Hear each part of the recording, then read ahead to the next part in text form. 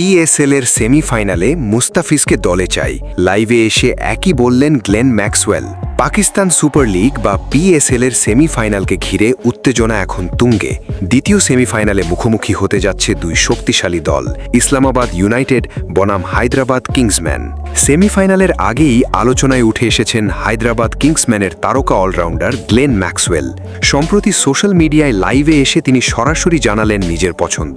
আমি চাই সেমিফাইনালে আমাদের দলে মুস্তাফিজুর রহমান থাকুক। ও থাকলে আমাদের জয়ের সম্ভাবনা অনেক বেড়ে যাবে। কেন ফিজকে চাইছেন ম্যাক্সওয়েল? ক্রিকেট বিশ্লেষকদের মতে ডেথ ওভারে অসাধারণ নিয়ন্ত্রণ ও কাটার ও স্লোয়ারে ব্যাটারদের বিভ্রান্ত করা আর বড় ম্যাচে পারফর্ম করার অভিজ্ঞতা, এই কারণেই বিশ্বজুড়ে ফ্র্যাঞ্চাইজি ক্রিকেটে ফিজ এতটা চাহিদা সম্পন্ন।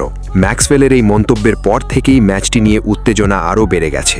সবাই এখন দেখার অপেক্ষায় সত্যিই কি সেমিফাইনালে দলে থাকবেন ফিজ, আর থাকলে ম্যাচের ফলাফল কি বদলে দেবেন তিনি? একটা বিষয় পরিষ্কার, ফিজ থাকলে ম্যাচের রং বদলে যেতে সময় লাগে না।